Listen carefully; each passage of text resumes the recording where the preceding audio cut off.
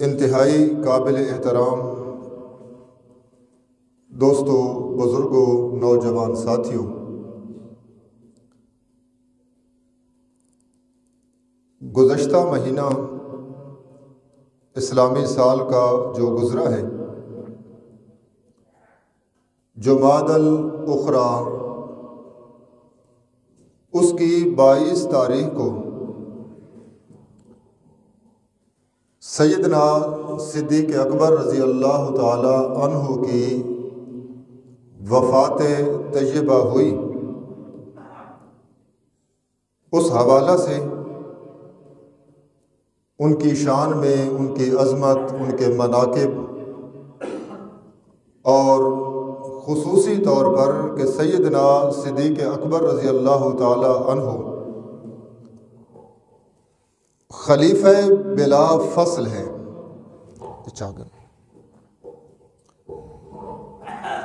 خلیفہ بلا فصل ہے، یعنی سیدنا صدیق اکبر رضی اللہ تعالی عنہ مسلمانوں کے، ایمان والوں کے پہلے خلیفہ ہیں۔ امت کے اندر اور امت میں ایک مخصوص طبقہ نے اس میں اختلاف کیا اور سیدنا صدیق اکبر رضی اللہ تعالی عنہ کو خلیفہ بلا فصل، یعنی نبی کے بعد ڈائریکٹ پہلا خلیفہ ماننے سے انکار کیا اور اس خلافت کا حقدار کسی اور صحابی کو دیا۔ اس کے علاوہ پوری امت کا اجماع ہے اور پوری امت کا متفقہ فیصلہ ہے کہ خلیفہ رسول سیدنا صدیق اکبر رضی اللہ تعالی عنہ ہے۔ یہ اہل سنت والجماعت کا دعویٰ ہے اور یہی ہمارا مسلک ہے۔ آج کی نشست میں اسی دعویٰ کو قرآن کی آیات سے، عقلی دلائل سے اور قرآن و حدیث کی روشنی میں اس کو ثابت کرنے کی کوشش کروں گا کہ خلیفہ بلا فصل سیدنا صدیق اکبر رضی اللہ تعالی عنہ ہی ہیں۔ انسان کی تخلیق سے پہلے دو مخلوقیں اللہ تعالیٰ نے اس دنیا میں آباد کر رکھی تھیں۔ کتنی مخلوقیں؟ دو، ایک جنات اور دوسرے فرشتے۔ جنات اور فرشتے انسان سے پہلے یہ آباد تھے، ان کا نظام تھا، ان کی اٹھک بیٹھک تھی، اللہ تعالیٰ کی عبادت کرنے والے عبادت میں مصروف، نافرمانیاں کرنے والے نافرمانیوں میں مصروف۔ دو مخلوقیں اللہ تعالیٰ نے انسان سے پہلے اس کائنات میں آباد کر رکھی۔ ان میں جو فرشتے ہیں، اللہ تعالیٰ نے فرشتوں کی تخلیق کی تو فرشتوں کے اندر اللہ تعالیٰ نے مادہ معصیت کا، گناہ کا نہیں رکھا۔ قرآن کہتا ہے لا یعصون ما امرہم ویفعلون ما یؤمرون۔ جو اللہ تعالیٰ انہیں حکم دیتے ہیں وہ اس کی نافرمانی نہیں کرتے۔ ویفعلون ما یؤمرون، اور جو انہیں حکم دیا جاتا ہے وہی کرتے ہیں۔ یہ فرشتوں کی اللہ تعالیٰ نے تخلیق کی اور فرشتوں کو بنایا۔ ان میں گناہ کا مادہ، شر کا مادہ، نافرمانی کا مادہ اللہ تعالیٰ نے سرے سے رکھا ہی نہیں۔ خیر ہی خیر فرشتوں کے اندر۔ اور دوسری مخلوق اللہ تعالیٰ نے تخلیق کی تو وہ جنات بنائے، اور جنات کی تخلیق آگ سے، اس کے اندر اللہ تعالیٰ نے خیر کا پہلو بھی رکھا، لیکن شر ان کے اندر زیادہ غالب ہے۔ شرارتیں زیادہ ہیں، نافرمانیاں زیادہ ہیں، بغاوتیں زیادہ ہیں۔ آپ یہ پوری بات توجہ سے سنیں گے تو جو میں ثابت کرنا چاہتا ہوں وہ تب جا کر آپ کو سمجھ آئے گا۔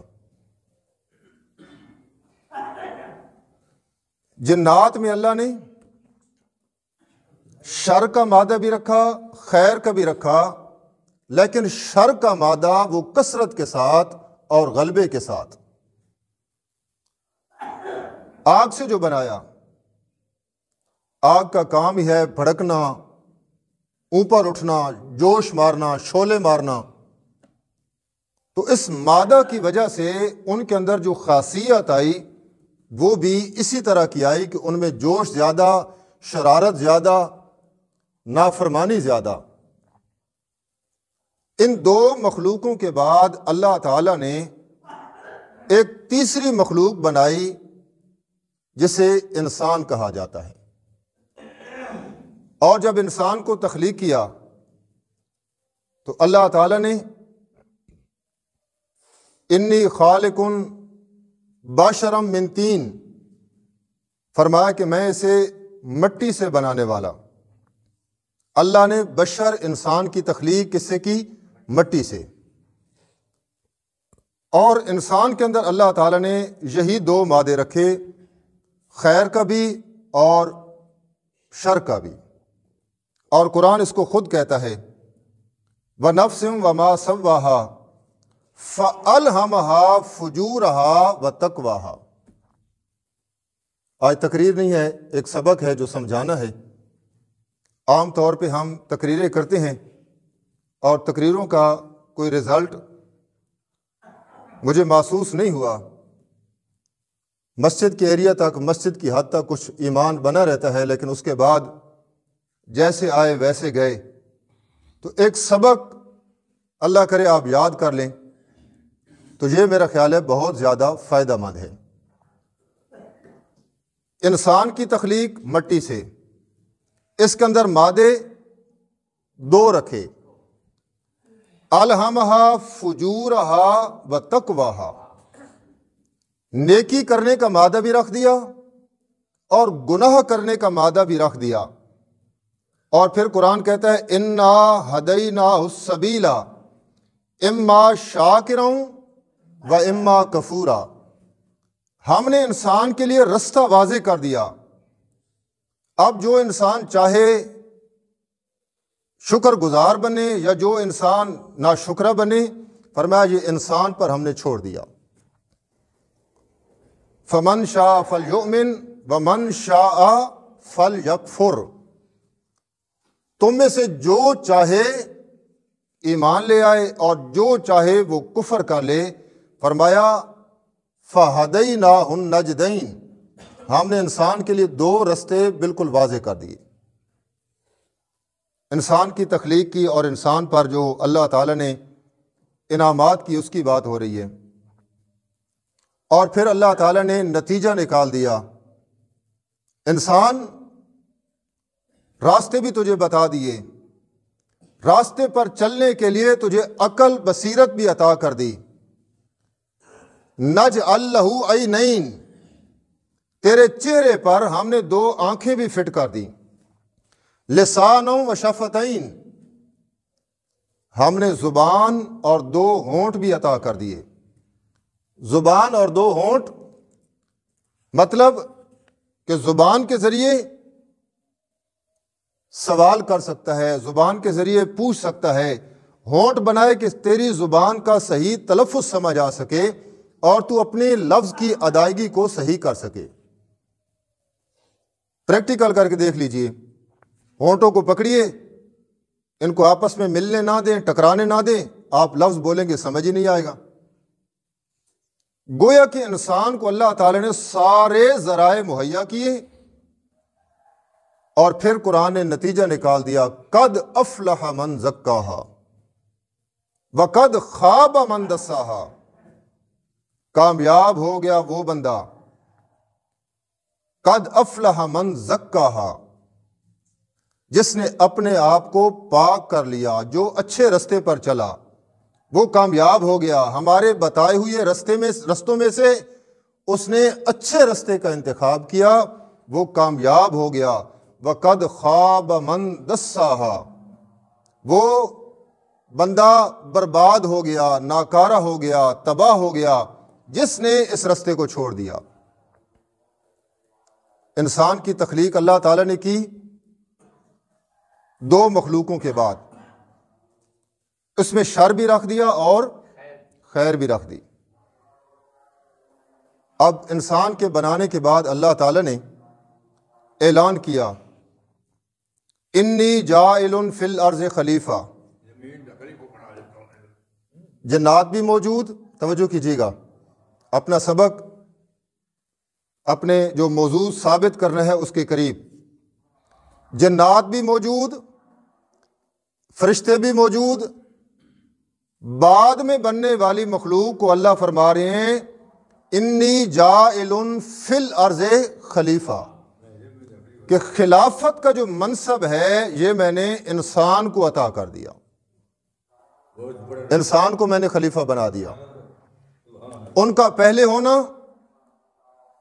ان کا پہلے عبادت گزار ہونا، ان کا تقدم یعنی ان کا پہلے پیدا ہونا، بن جانا، فرمایا یہ کوئی معنی نہیں رکھتا، ہم نے انسان کو زمین کا خلیفہ بنانے کا ارادہ کر لیا اور اس کا اعلان کر دیا کہ انسان زمین کا خلیفہ ہے۔ یہاں تک بات سمجھ آ گئی کہ خلافت اللہ تعالیٰ نے انسان کو عطا کر دی۔ اور خلیفہ کا معنی کیا ہوتا ہے؟ کہ اللہ کے احکامات کو پہنچانے والا اور پھر زمین پر نافذ کرنے والا۔ اللہ کے جو احکام ہیں، جو آپ کو یاد ہیں نہیں یاد ہیں، جو آپ جانتے ہیں نہیں جانتے، مثال کے طور پر نماز، حج، روزہ، زکوٰۃ، یہ لوح محفوظ سے کس کے ذریعے اللہ تعالیٰ نے عطا کیے؟ انسان کے ذریعے، انبیاء کے ذریعے اللہ نے عطا کیے۔ تو احکام لے کر آنے والا اور پھر ان کا نفاذ کرنے والا، ان کو لاگو کرنے والا، ان پر عمل کروانے والا، بتانے والا، یہ اللہ نے انسان کو بنا دیا۔ اور پھر فرشتے، جب فرشتوں کے سامنے، جنات کے سامنے اس بات کا اعلان ہوا تو فرشتے کہنے لگے اتجعل فیہا من یفسد فیہا ویسفک الدماء ونحن نسبح بحمدک ونقدس لک۔ اللہ تو ایسی مخلوق کو کیوں بناتا ہے جو زمین پر فساد کریں گے، خون ریزی کریں گے؟ ہم جو ٹھہرے تیری عبادت کرنے والے، تیری پاکی بیان کرنے والے، ایک نئی مخلوق بنانے کا مقصد کیا ہے؟ یاد رکھیں، یہ فرشتوں نے اللہ کے حکم پر اعتراض نہیں کیا، بلکہ جس طرح ایک خادم ہوتا ہے جب اس کا کوئی مالک کہے کہ میں ایک اور ملازم رکھنا چاہتا ہوں تو وہ کہے گا جناب اور رکھنے کی کیا ضرورت ہے، میں جو ٹھہرا تیری خدمت کرنے کے لیے، میں جو ٹھہرا تیرے حکموں کو ماننے کے لیے، اور رکھنے کی کیا ضرورت ہے؟ فرشتے کہنے لگے اللہ ہم جو ٹھہرے تیری عبادت کرنے کے لیے، ہم جو ٹھہرے تیری پاکی بیان کرنے کے لیے، اور پھر مٹی سے ایک انسان جو مخلوق بنانے لگے ہیں، یہ تو خون ریزیاں کرے گا، فساد کرے گا۔ اور پھر ہوا بھی اسی طرح، آج انسان فساد بھی کرتا ہے، خون ریزیاں بھی کرتا ہے۔ اور خیر سے جب یہ الفاظ لگے یار لوگوں کے ہاتھ، انہوں نے کہا فرشتے عالم الغیب ہو گئے، ابھی انسان بنا نہیں، ابھی وہ جو ازل سے اللہ نے ارادہ کر رکھا تھا اس کا اظہار کیا، اور فرشتے پہلے سے یہ جان گئے کہ یہ جو انسان ہے یہ زمین میں خون ریزیاں کرے گا۔ تو معلوم ہوتا ہے کہ فرشتے عالم الغیب ہیں۔ اس طبقہ نے جو دلائل گھڑے ہوتے ہیں نا، وہ بڑے عجیب ہوتے ہیں، بات کہیں کی ہوتی ہے اس کو جوڑا کہیں جاتا ہے، عجیب عجیب دلائل ہوتے ہیں ان کے۔ وہ جس طرح ایک سورۃ مریم کی آیت ہے، حضرت جبرائیل جب آئے حضرت مریم صدیقہ کے پاس، آنا رسول ربک، میں تیرے رب کی طرف سے قاصد بن کے آیا ہوں، پیغام دینے آیا ہوں۔ کیوں آئے ہو؟ لِأَهَبَ لَكَ غُلَامًا زَكِيًّا، کہ میں تجھے ایک پاک لڑکا عطا کرنے آیا ہوں۔ تو یار لوگ کہنے لگے اچھا جبرائیل لڑکا دے سکتا ہے، توجہ کیجیے گا، جبرائیل لڑکا دے سکتا ہے، اولاد دے سکتا ہے، تو نبی پاک نہیں دے سکتے؟ آگے پڑھی پڑھائی قوم بیٹھی ہوتی ہے، منہ میں انگلیاں دے لیتے، ہاں بات تو آپ کی ٹھیک ہے، جبرائیل کی شان زیادہ یا نبی کی زیادہ؟ جی نبی کی زیادہ۔ تو جب جبرائیل دے سکتا ہے تو نبی پاک کیوں نہیں دے سکتے؟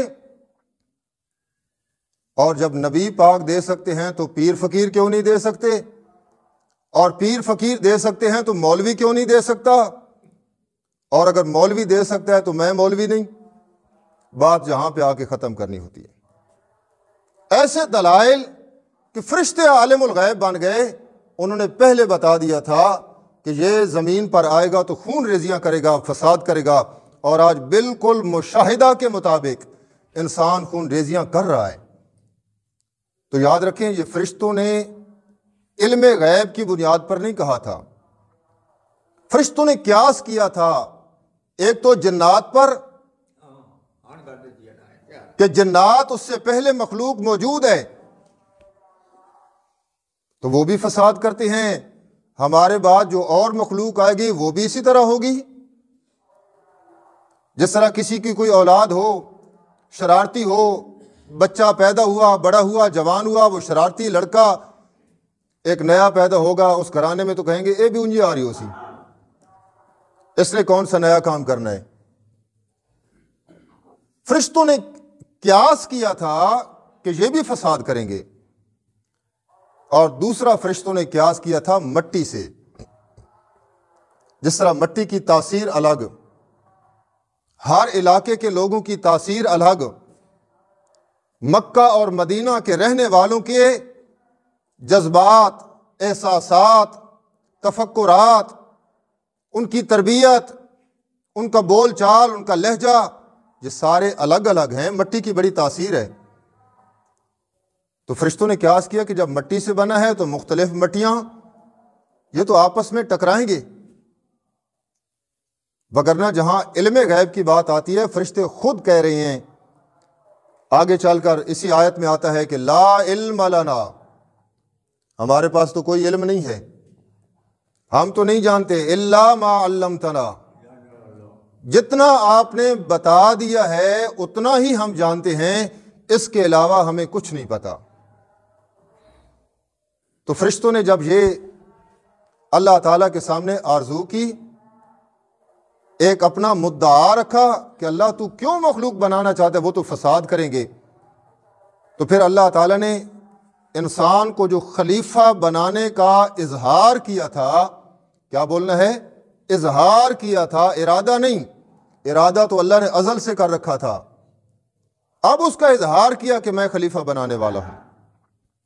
اور فرشتوں سے مشورہ بھی نہیں کیا تھا اللہ نے کہ میں فرشتوں سے مشورہ کر رہا ہوں، مشورہ کرنا یہ عاجز لوگوں کا کام ہے، محتاج لوگوں کا کام ہے، مخلوق کا کام ہے مشورہ کریں، جنہیں حالات سے مکمل آگاہی نہیں ہوتی ان کا کام ہوتا ہے مشورہ کرنا۔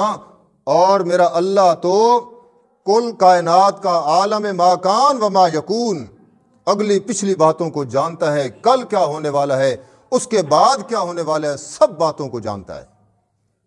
تو مشورہ نہیں کیا، اپنے ازل والے ارادے کا کیا کیا، اظہار کیا۔ اب اللہ نے فرمایا کہ خلیفہ اس کو، آدم کو، انسان کو جو نامزد کیا ہے، تو کس وجہ سے؟ دو وجہ اللہ تعالیٰ نے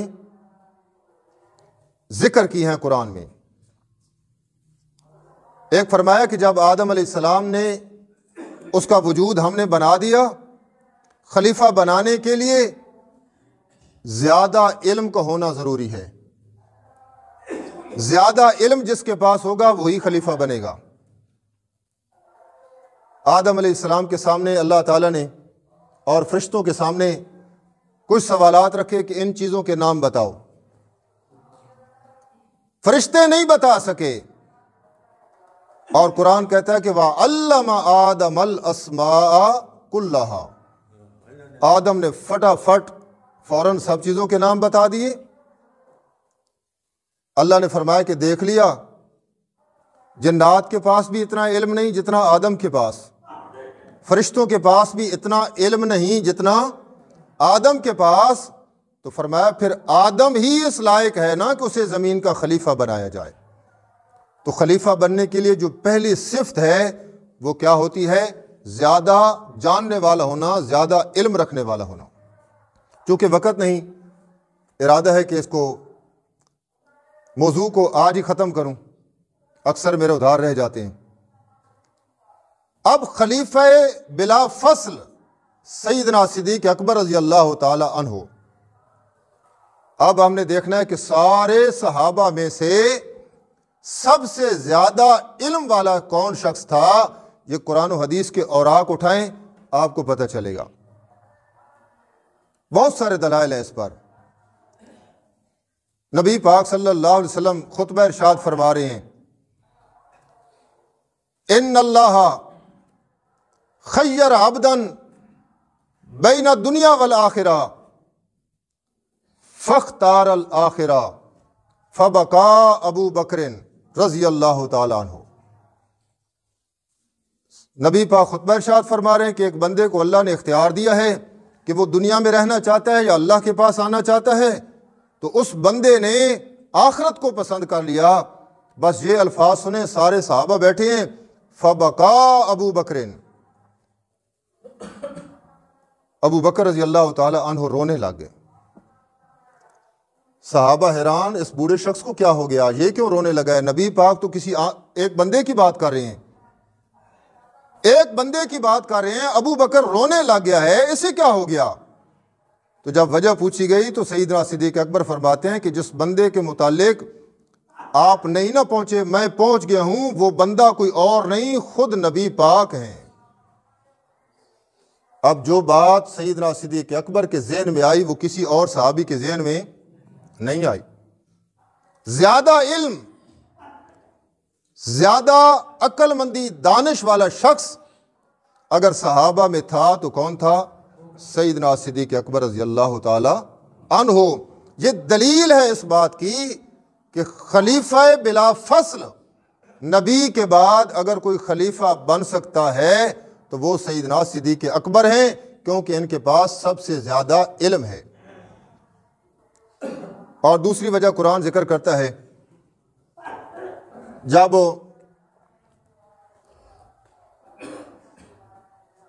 طالوت کو خلیفہ بنایا گیا، اللہ کے پیغمبر نے دعا کی، یا اللہ یہ قوم والے جہاد چاہتے ہیں، ان کا کوئی لیڈر ہونا چاہیے، رہنما ہونا چاہیے، امیر ہونا چاہیے، تو اس کو کسی ایک کو آپ امیر بنائیں، آپ ہماری رہنمائی کریں۔ حالانکہ نبیوں کے خاندان کے لوگ بھی موجود اور شہزادے وہ بھی موجود، لیکن اللہ نے وقت کے پیغمبر کو بتایا کہ طالوت کو ان کا امیر بنا دو۔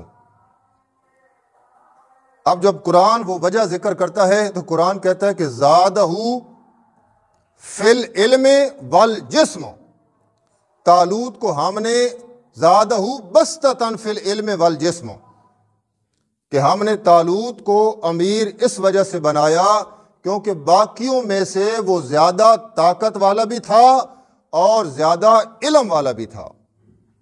تو یہ دو بنیادی وجوہات ہوتی ہیں کسی کو خلیفہ بنانے کے لیے، کہ اس کے پاس علم بھی زیادہ ہو اور اس کے پاس طاقت بھی زیادہ ہو۔ بہت سارے دلائل ہیں علم کے متعلق بھی جو سیدنا صدیق اکبر رضی اللہ تعالی عنہ کی طرف دال بنتے ہیں، دلیل بنتے ہیں۔ ایک دلیل دے چکا ہوں، شجاعت پر بھی دلیل سن لیجئے۔ جب ہجرت کا موقع آیا تو سیدنا صدیق اکبر رضی اللہ تعالی عنہ اور خود نبی پاک صلی اللہ علیہ وسلم ہجرت کے لیے چھپ کر نکل گئے۔ اب جب نبی پاک صلی اللہ علیہ وسلم کے پاؤں مبارک سے خون آنا شروع ہوا، آپ چل نہیں سکتے تھے، تو صدیق اکبر رضی اللہ تعالی عنہ نے اپنے کندھوں پر سوار کر لیا، اور پہاڑی، اب اس کا مجھے صحیح اندازہ نہیں کہ سفر کتنا ہے، جو لوگ گئے ہیں وہاں پر مکہ غار ثور، وہ پہاڑی نبی پاک کو اٹھا کے کندھوں پر سوار کر کے خود بھی چڑھے اور نبی پاک کو بھی اس غار تک پہنچا دیا۔ آج اچھے بھلے صحت مند جوان جب عمرہ حج کے لیے جائیں تو وہ ہانپنے لگ جاتے ہیں، چڑھا نہیں جاتا۔ اور ایک نبی کا وزن، نبی کی طاقت کتنی ہے؟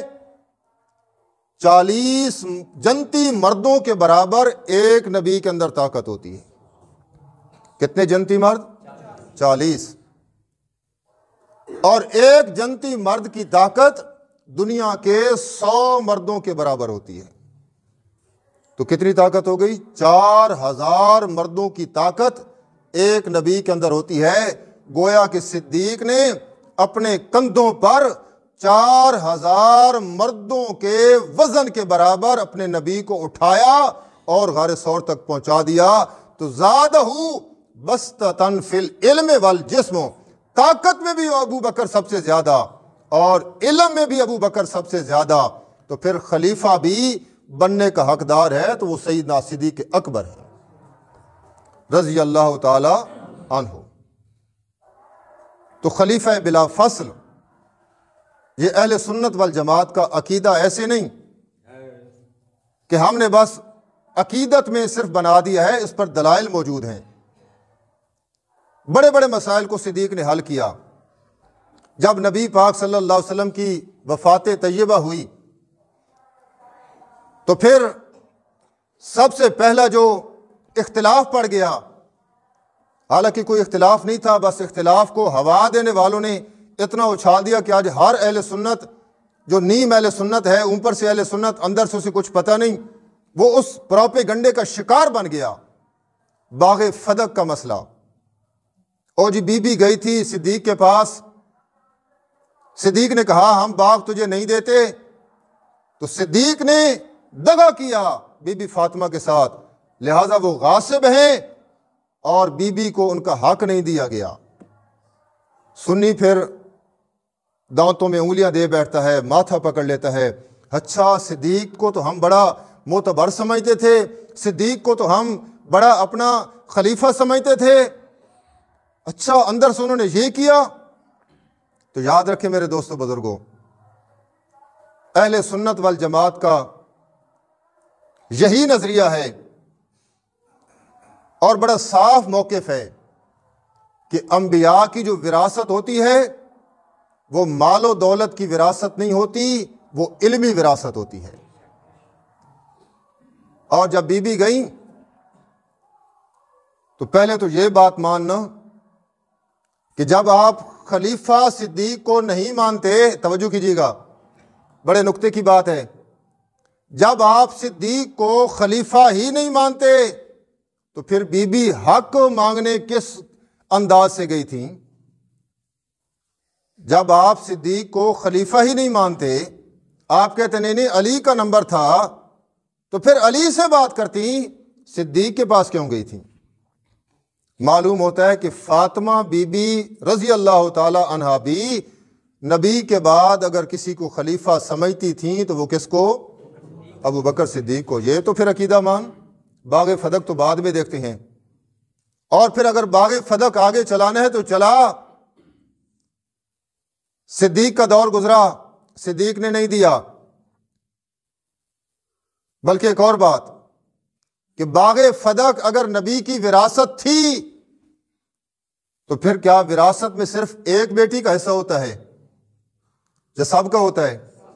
بیویاں بھی ہیں، 3 بیٹیاں اور بھی ہیں، ان کا حصہ تو کوئی نہیں کہتا، صرف بی بی فاطمہ دال میں کچھ کالا نہیں، پوری دال کالی ہے۔ پھر ابو بکر صدیق کا دور گزر گیا، اس کے بعد عمر فاروق آئے، ان کا دور بھی گیا، عثمان ذی النورین آئے، ان کا دور بھی گیا۔ جب علی رضی اللہ تعالیٰ عنہ کا دور آیا تو کوئی دنیا کائنات کا شیعہ دکھا دے کہ جب علی کی اپنی حکومت آئی تو حضرت علی رضی اللہ تعالیٰ عنہ نے باغ فدق اٹھا کر بی بی فاطمہ کو دے دیا ہو۔ کوئی نام بھی نہیں لیتا۔ میں جانتا ہوں کہ کوئی مجبوریاں ہوتی ہیں، چلیں صدیق اکبر، عمر فاروق، عثمان ذی النورین ایک منٹ کے لیے مان لیا جائے کہ یہ اگر غاصب تھے اور دبا رکھا تھا تو پھر جب حضرت علی کا اپنا دور آیا پھر کیوں نہیں باغ فتح دیا؟ یہ آپ کے لیے شاید نئی بات ہے، اس لیے آپ تھوڑا سا مرجھا کے بیٹھے ہیں۔ عرض یہ کر رہا ہوں کہ یہ مسئلہ بھی، وراثت والا بھی اگر حل کیا تو سیدنا صدیق اکبر نے جب بی بی فاطمہ آئی تو آپ نے فرمایا کہ بیٹا آپ تو باغ مانگنے آئی ہیں، اگرچہ یہ بات بھی مشکوک ہے کہ بی بی فاطمہ نے مطالبہ کیا تھا، یہ بھی کوئی پکی مضبوط بات نہیں ہے، دلیل والی بات نہیں ہے، بالفرض والمحال اگر اس کو مان بھی لیا جائے بی بی فاطمہ آئیں تو سیدنا صدیق اکبر نے فرمایا کہ بیٹی میں آپ کو آپ کے بابا کا ایک فرمان نہ سنا دوں؟ جی سنائیے۔ فرمایا کہ تیرے بابا کا فرمان ہے، نحنو معاشر الانبیاء، ہم جو نبیوں کی جماعت ہوتے ہیں ہماری کوئی دنیا والی وراثت نہیں ہوتی، جو ہم چھوڑ کے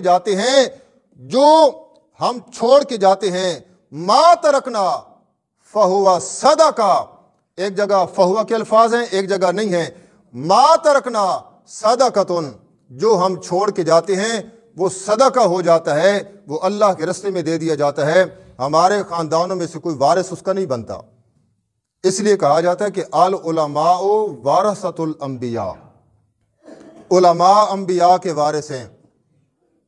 تو کس چیز کے وارث ہیں؟ علم کے وارث ہیں۔ ترکت فیکم امرین، میں ترکہ چھوڑ کے جا رہا ہوں تمہارے اندر دو چیزیں، احدہما کتاب اللہ و سنتی، ان میں سے ایک اللہ کی کتاب ہے اور دوسرا میرا طریقہ ہے۔ یہ انبیاء کی وراثت ہوتی ہے۔ تو وراثت والے مسئلہ کو بھی حل کیا تو سیدنا صدیق اکبر نے، اور طاقت میں بھی ابو بکر سب سے زیادہ، علم میں بھی سب سے زیادہ، تو خلافت کے حقدار ہیں تو بھی سیدنا صدیق اکبر ہیں۔